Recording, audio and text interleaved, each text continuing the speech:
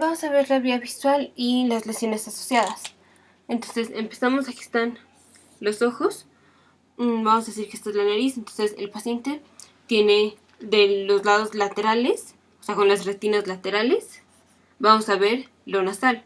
Entonces, retinas laterales ven el campo visual nasal y retinas mediales o retinas nasales ven el campo visual lateral.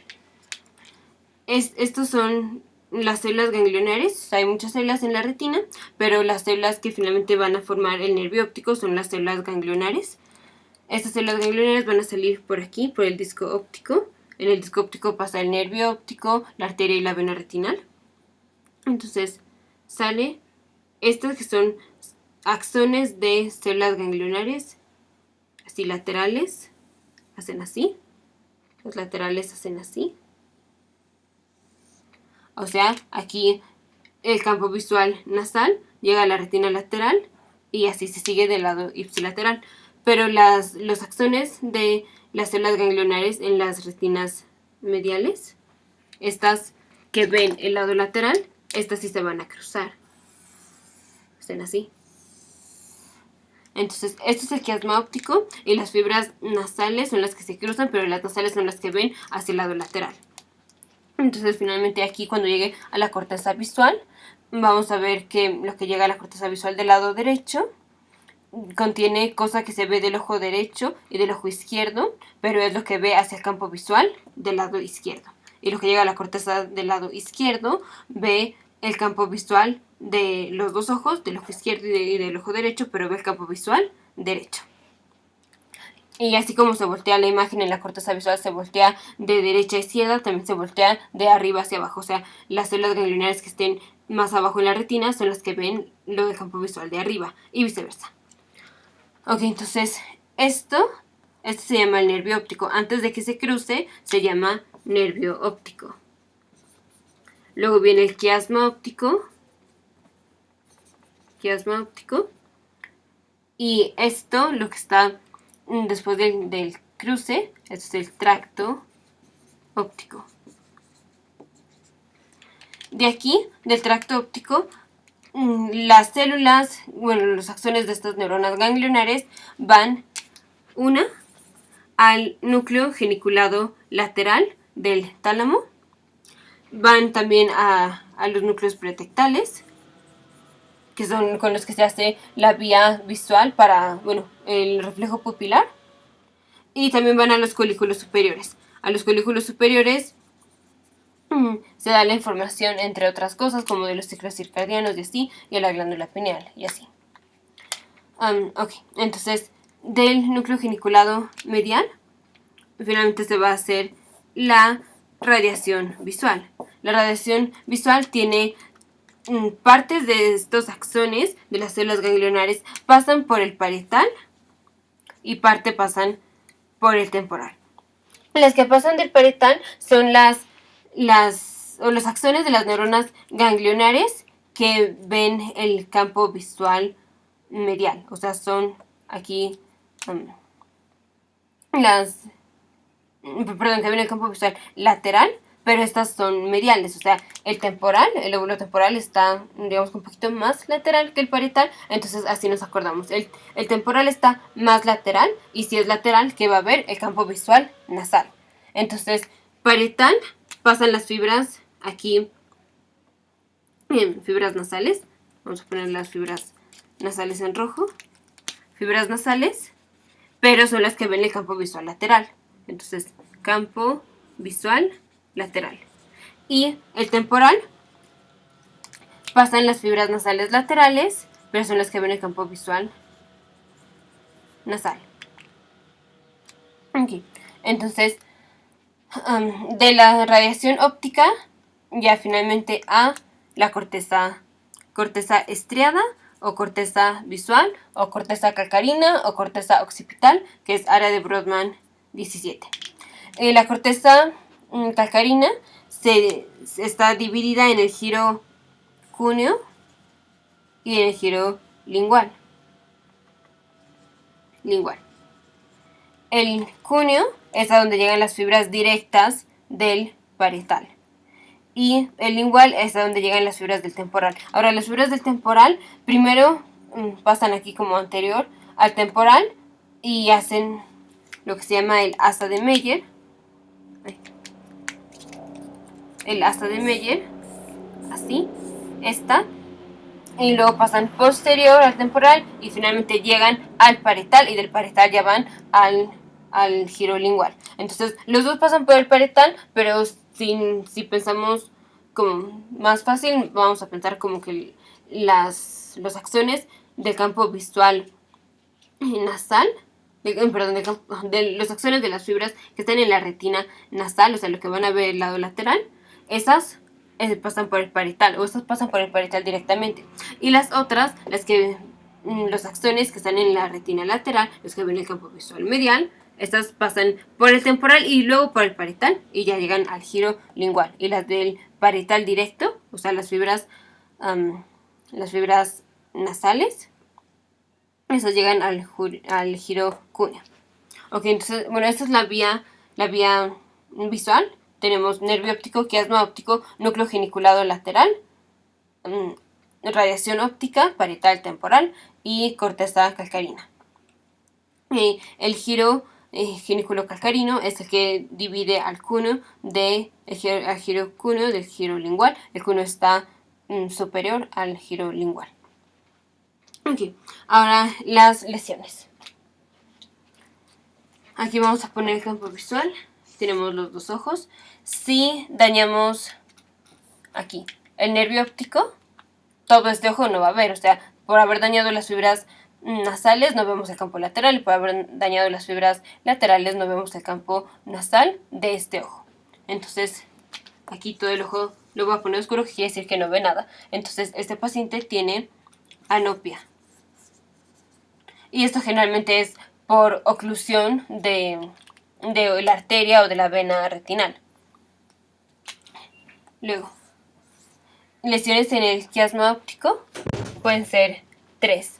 Puede ser que se dañe aquí en el centro, que es lo más común. Esto generalmente es por una lesión, una masa en la pituitaria, en la glándula pituitaria, generalmente un craneofaringioma, que va creciendo y aplasta aquí está, este es el quiasma óptico. La pituitaria está debajo del quiasma óptico, pero como crece, empieza a aplastar al quiasma óptico y al aplastarlo, pues entonces se dañan estas fibras. Entonces, aquí daño central en el quiasma óptico daña las fibras que se cruzan, que son las fibras nasales, que son las que ven al lado lateral. Entonces, el paciente tiene lo que se llama hemianopsia, porque es nada más la mitad del ojo la que no ve. Hemianopsia bitemporal, porque es del lado temporal del que no ve.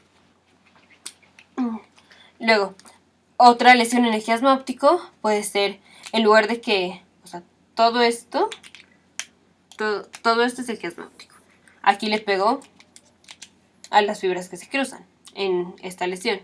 Si ahora hacemos una lesión que le pegue, vamos a decir que esta fuera 1 o la 2, ahora hacemos una lesión que le pega a las fibras laterales. Entonces las fibras laterales son las que ven el campo visual nasal. Entonces el paciente ahora tiene hemianopsia nasal. Esta generalmente es por calcificación de las carótidas internas bilateral. O la otra es que nada más se dañe una parte del nervio, que es una parte en el quiasma óptico, que es nada más de este lado, y de este lado entonces no ve el campo visual nasal. Entonces no ve el campo visual nasal.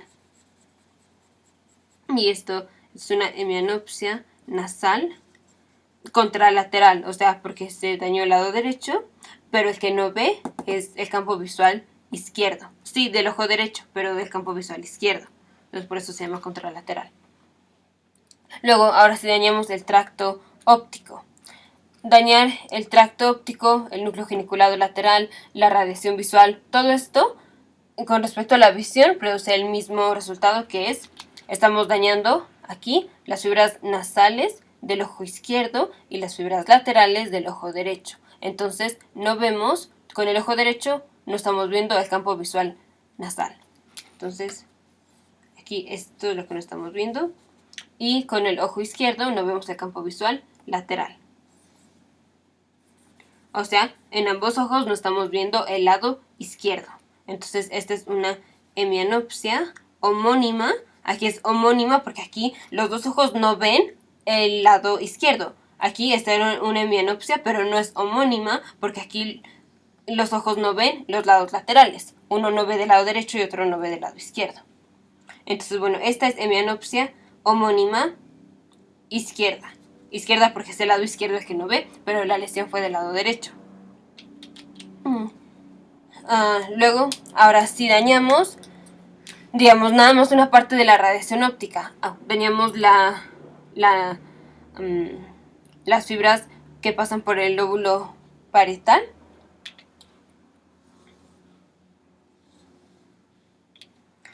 Las fibras que pasan por el lado parietal. Aparte de que llevan las fibras laterales, las fibras nasales, que son las que ven el campo visual lateral.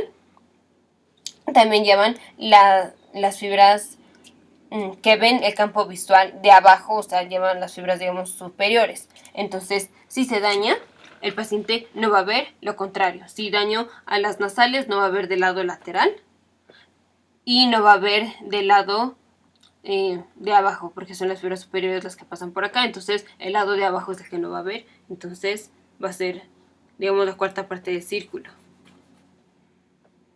Así. Y es de los dos lados, porque por la corteza visual pasan las del ojo, del mismo ojo pasan las laterales y del otro ojo pasan las nasales.